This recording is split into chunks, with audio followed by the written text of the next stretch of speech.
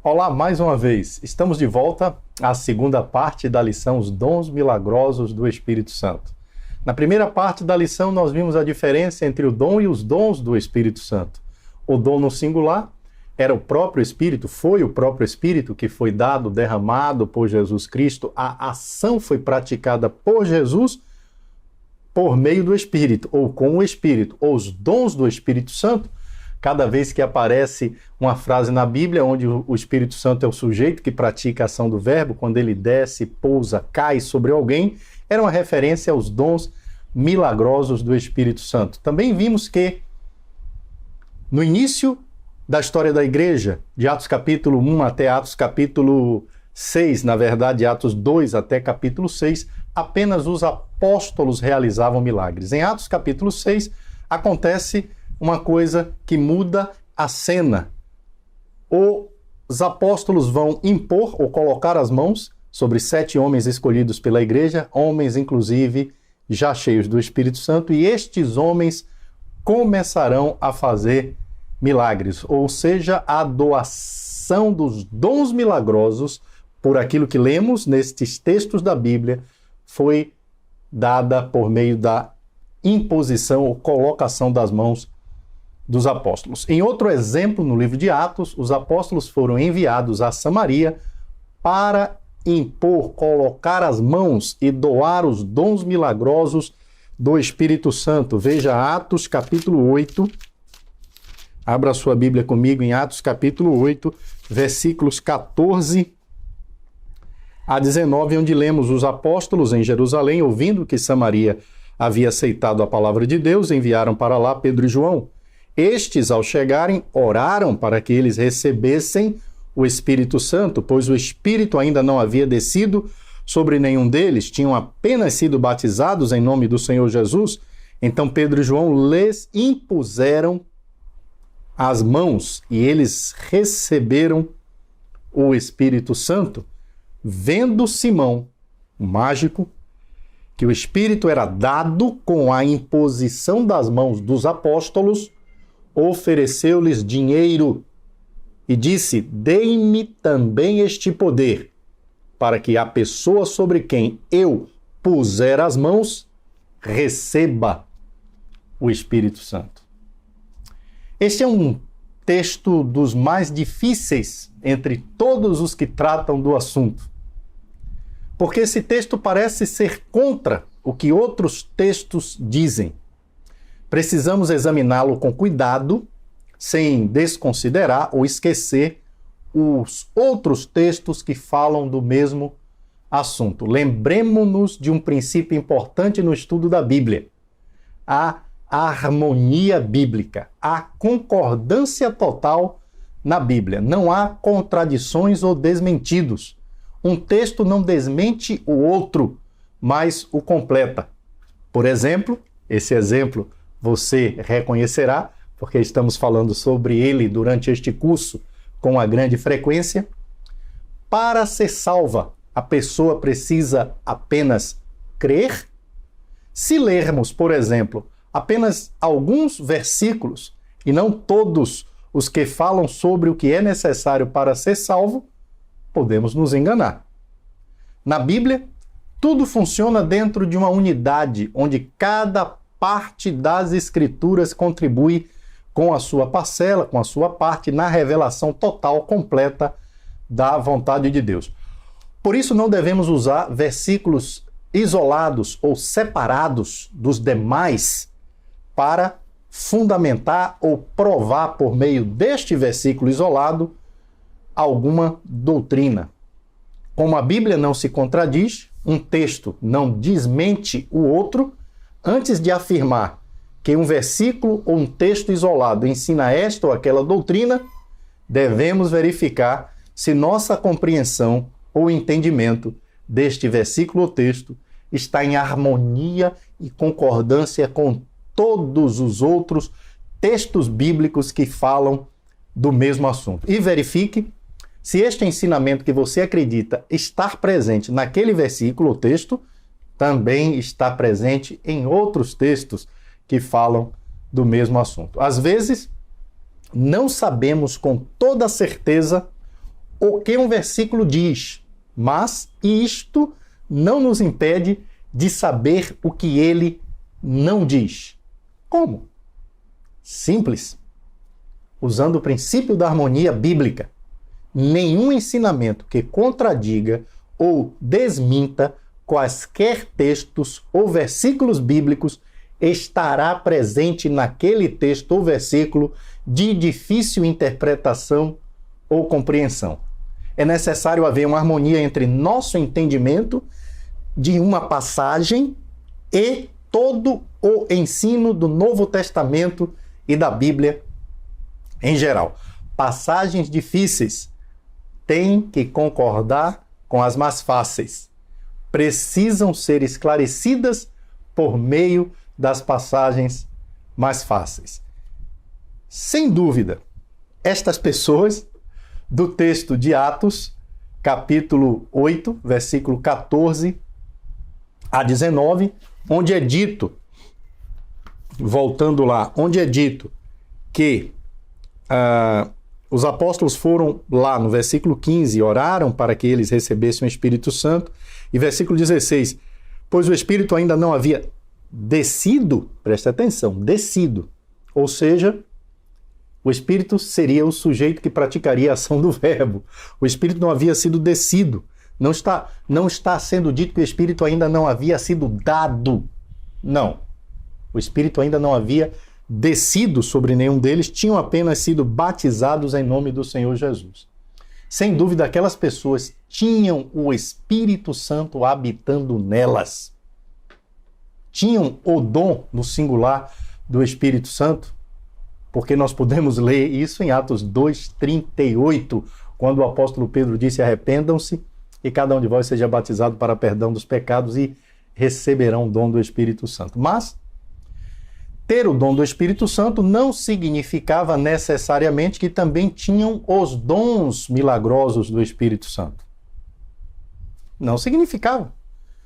Se não fosse assim, estaríamos diante de uma contradição, ou seja, o texto de Atos 8, versículo 15 e 16, estaria desmentindo o texto de Atos 2, 38. Lembremos-nos do exemplo da imposição de mãos em Atos 6, em homens que já eram cheios do Espírito Santo. Logo, o termo em Atos 8, 15, para que recebessem o Espírito Santo, é isso que nós lemos na NVI. É exatamente o que está escrito, para que eles recebessem o Espírito Santo, desculpe pela tosse, só pode significar para que recebessem os dons milagrosos do Espírito Santo. Como de fato aconteceu e foi constatado, foi visto pela manifestação observada por Simão. Note o termo, mais uma vez, descido no versículo 16, pois o Espírito Santo ainda não havia descido sobre nenhum deles, que indica ação direta do Espírito, que significa dons milagrosos. A concessão ou doação do poder milagroso sempre era acompanhada de uma manifestação visível, o que concorda com Atos 2, versículo 4, quando o Espírito desceu como línguas de fogo, e eles ficaram cheios do Espírito Santo e começaram a falar em outras línguas, o que concorda com Atos 8, versículo 18, porque aqui diz: vendo Simão que o Espírito era dado com a imposição de mãos dos apóstolos. Vendo Simão, ele viu alguma coisa ficou evidente, ficou clara.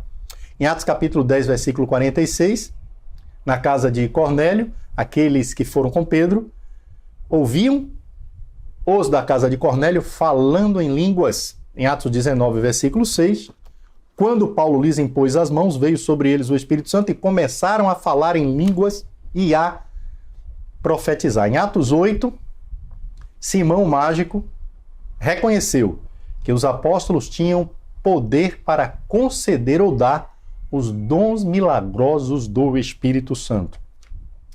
Versículo 18 novamente. Vendo Simão que o Espírito era dado com a imposição das mãos dos apóstolos. O que é que significa essa frase? O Espírito era dado. significa os dons milagrosos do Espírito Santo. Filipe não impôs as mãos, ele estava lá em Samaria. Os apóstolos ouviram que Samaria havia recebido a mensagem por meio de Filipe, mas Filipe não pôde impor as mãos, porque ele não era apóstolo. Agora lembramos-nos que após Atos capítulo 6, o que acontece em Atos capítulo 6? Os apóstolos impõem as mãos sobre aqueles 7 homens, dentre eles Filipe, que agora está em Samaria. Então Filipe e Estevão começam, por meio dos dons do Espírito Santo, a realizar milagres. Filipe era um homem cheio do Espírito e realizava milagres. Por que ele não podia transmitir ou doar os dons milagrosos do Espírito Santo? Porque ele não era apóstolo. E Simão o Mágico, de acordo com o relato de Atos, capítulo 8, versículo 18, ele viu que o Espírito era dado com a imposição de mãos dos apóstolos. O Espírito era dado com a imposição de mãos dos apóstolos. No contexto, a frase "o Espírito era dado com a imposição de mãos dos apóstolos" é uma referência aos dons milagrosos do Espírito Santo. Como os homens de Éfeso receberam o Espírito Santo? Ou melhor, os dons milagrosos do Espírito Santo? Vamos dar uma olhada lá? Em Atos capítulo 19, versículos 1 a 7. Atos 19, versículos 1 a 7. Enquanto Apolo estava em Corinto, Paulo, atravessando as regiões altas, chegou a Éfeso. Ali encontrou alguns discípulos e lhes perguntou: "Vocês receberam o Espírito Santo quando creram?" Eles responderam: "Não, nem sequer ouvimos que existe o Espírito Santo." "Então, que batismo vocês receberam?" perguntou Paulo. "O batismo de João", responderam eles. Disse Paulo: "O batismo de João foi um batismo de arrependimento, que dizia ao povo que cresce naquele que viria depois dele, isto é, em Jesus." Ouvindo isso, eles foram batizados no nome do Senhor Jesus. Quando Paulo lhes impôs as mãos, veio sobre eles o Espírito Santo e começaram a falar em línguas e a profetizar. Eram ao todo uns 12 homens. Quando Paulo lhes impôs as mãos, olha a nossa palavra, na verdade a nossa frase, onde o Espírito Santo é o sujeito que pratica a ação do verbo, o Espírito Santo veio sobre eles. E o que confirma que isto se trata dos dons milagrosos do Espírito Santo é o que acontece logo depois. Começam a falar em línguas e profetizar milagrosamente. E quem era Paulo? Paulo impôs as mãos sobre eles. E quem era Paulo? Um apóstolo. A que conclusão estes textos bíblicos nos levam? Que somente os apóstolos e as pessoas que receberam a imposição das mãos dos apóstolos possuíam os dons milagrosos do Espírito Santo. É exatamente isto.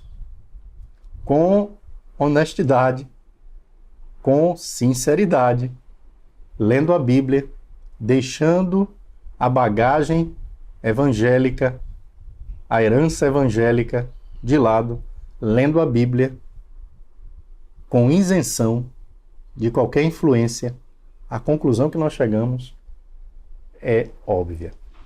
Somente os apóstolos e as pessoas sobre quem eles impuseram as mãos tinham os dons do Espírito Santo e podiam fazer milagres. Em Atos 19, Paulo nos confirma o fato de que o recebimento do Espírito Santo se dá no batismo.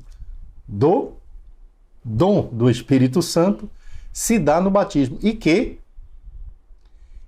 que crer implica em dar todos os passos requisitados por Deus para a salvação. Porque Paulo pergunta no versículo 2: "Vocês receberam o Espírito Santo quando creram?"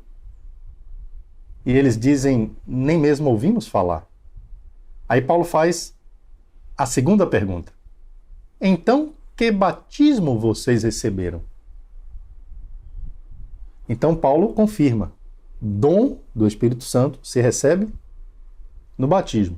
Após terem sido batizados e, consequentemente, recebido o dom do Espírito para a habitação morada interior, receberam pela imposição de mãos de Paulo a dádiva dos dons milagrosos. E aí nós notamos o termo no versículo 6, o Espírito veio, que indica a ação do Espírito.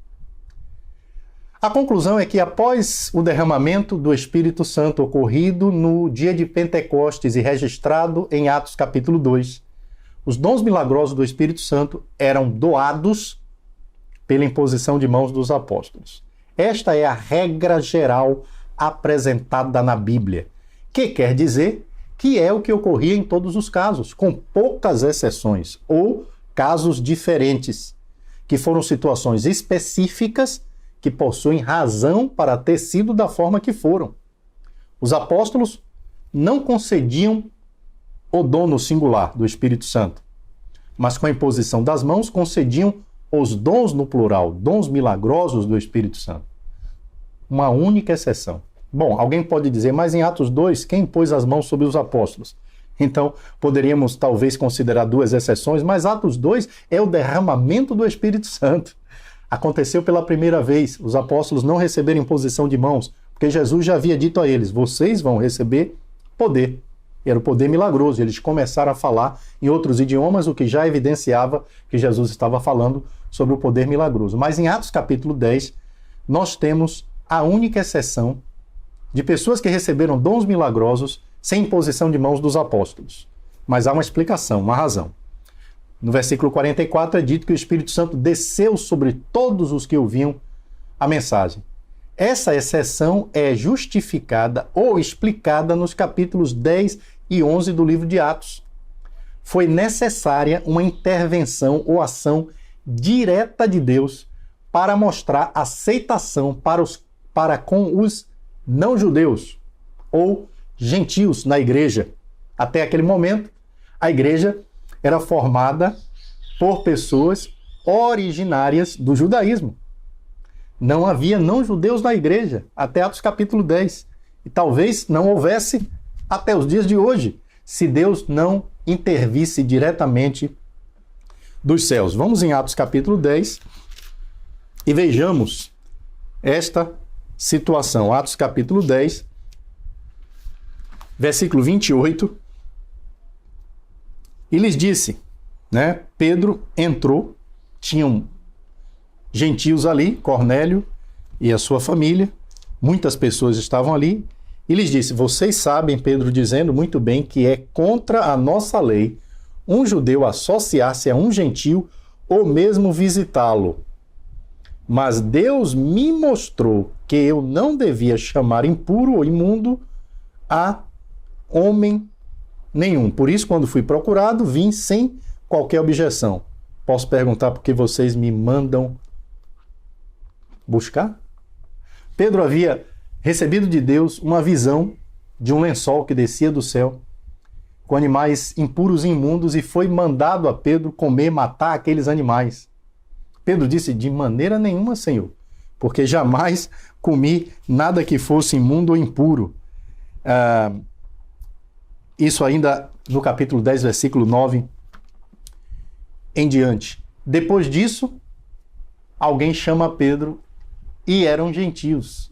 Pedro então entendeu que aquela visão tinha esse significado, que ele não deveria considerar imundo ou impuro aquilo que Deus purificou, Então ele foi e chegando lá, ele disse, eu não poderia estar aqui, mas Deus me mostrou que eu não deveria chamar impuro ou imundo a homem nenhum. Versículo 34 e 35, então Pedro começou a falar, agora percebo verdadeiramente que Deus não trata as pessoas com parcialidade, mas de todas as nações aceita todo aquele que o teme e faz o que é justo. Versículos 44 a 48. Enquanto Pedro ainda estava falando estas palavras, o Espírito Santo desceu, ação direta do Espírito, sobre todos os que ouviam a mensagem. Os judeus convertidos que vieram com Pedro ficaram admirados de que o dom do Espírito Santo fosse derramado até sobre os gentios. Agora eles estavam compreendendo que o dom, não estão falando sobre os dons, o dom para a morada interior era extensível aos gentios, ou seja, incluía os gentios. A conclusão que eles chegaram foi: se eles receberam os dons milagrosos do Espírito Santo, então eles têm direito e acesso a receber o dom para a morada, a habitação interior do Espírito. Ficaram admirados de que o dom do Espírito Santo fosse derramado até sobre os gentios, pois os ouviam falando em línguas e exaltando a Deus. A seguir, Pedro disse: pode alguém negar a água, impedindo que estes sejam batizados? Eles receberam o Espírito Santo como nós. Então ordenou que fossem batizados em nome de Jesus Cristo. Depois pediram a Pedro que ficasse com eles alguns dias. É toda uma cena envolvendo uma série de sentimentos e conceitos dos judeus para com os não-judeus. Primeiro Pedro teve a visão, depois Pedro foi chamado, então Pedro foi até a casa dos não-judeus, dos gentios, entrou dizendo: eu não poderia estar aqui, mas Deus me mostrou que eu não devo considerar homem nenhum impuro. E Pedro percebeu, Cornélio contou: tive uma visão, um anjo me falou que Deus, minhas orações e atos benevolentes subiram até Deus, e ele me mandou que lhe chamasse. Então Pedro disse: eu percebo que Deus não trata as pessoas com parcialidade, mas ele aceita de todas as nações todo aquele que o teme e faz o que é justo. Enquanto Pedro falava, o Espírito Santo desceu, ação do Espírito, dons milagrosos. Os judeus, então, convertidos que vieram com Pedro, e Pedro levou testemunhas com ele, para ele não ser acusado de ter quebrado a lei dos judeus, como ele mesmo disse, era contra a lei dele entrar na casa de gentios. Eles ficaram admirados de que o Espírito Santo fosse derramado até sobre os gentios. Então Pedro diz: pode alguém negar a água, impedindo que eles sejam batizados? Ou seja, ainda foi com dificuldade que Pedro e os outros chegaram à conclusão de que podiam batizar não-judeus. E os batizaram. Finalmente, pela primeira vez, então, depois de vários capítulos no livro de Atos, finalmente, a igreja agora é composta não só por pessoas de origem judaica, mas também por pessoas de origem gentílica. Abra também Atos capítulo 11, Pedro teve que explicar à igreja porque ele entrou na casa de Cornélio, um não-judeu. E lá em capítulo 11, versículo 2 e 3, assim, quando Pedro subiu a Jerusalém, os que eram do partido dos circuncisos o criticavam, dizendo: você entrou na casa de homens incircuncisos e comeu com eles. Versículos 17 e 18. Se, pois, Deus deu o mesmo dom que nos tinha dado quando cremos no Senhor Jesus Cristo, quem era eu para pensar em opor-me a Deus? Versículo 18. Ouvindo isso, não apresentaram mais objeções e louvaram a Deus, dizendo: então, Deus concedeu arrependimento para a vida, até mesmo aos gentios. Todos, finalmente, veja quanto esforço foi necessário da parte de Deus. Mandou um anjo na casa de Cornélio.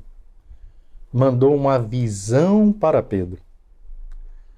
Derramou, na verdade, ele já tinha derramado, em Atos capítulo 2, Jesus derramou o Espírito sobre toda a carne, mas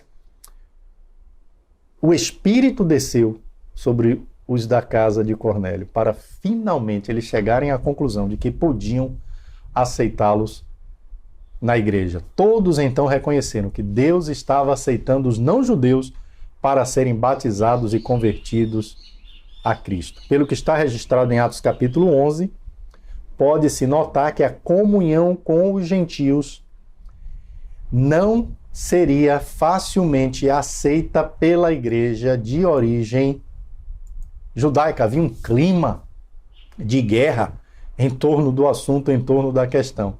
Então Pedro teve que explicar-se. Ele contou toda a história em Atos capítulo 11. A conclusão de Pedro, depois de todos os eventos, foi: já que Deus batizou estes gentios com o Espírito Santo, então está claro que eu podia batizá-los em nome do Senhor Jesus. Pedro concluiu que não batizá-los seria ir contra Deus, pois este já havia dado provas suficientes que aceitava os não-judeus. A conclusão da igreja foi parecida. Já que Deus batizou-os com o Espírito Santo, então está claro que os gentios podem ser aceitos no reino e na salvação. Mais tarde, quando novas barreiras foram levantadas contra a entrada dos não-judeus, ou seja, dos gentios no reino, na igreja, Pedro lembrou-se deste evento como a declaração clara de que Deus aceita os não-judeus na igreja. Está lá em Atos 15, versículos 7 a 11.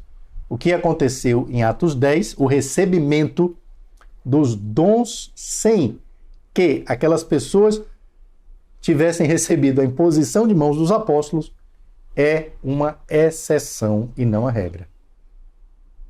É uma exceção explicada nos textos e é sempre um erro usar as exceções para estabelecer uma regra, pois isto acabará nos distanciando das verdades bíblicas. Os dons milagrosos do Espírito Santo no primeiro século eram dados mediante a colocação das mãos dos apóstolos. A única exceção ocorreu em Atos capítulo 10, porque foi a primeira vez que os não-judeus entraram na igreja. Isso fica muito claro na leitura do texto. Verei você em breve na terceira parte da lição Os Dons Milagrosos do Espírito Santo. Agradeço a sua companhia e a oportunidade de lhe apresentar essas verdades bíblicas. Vejo você em breve.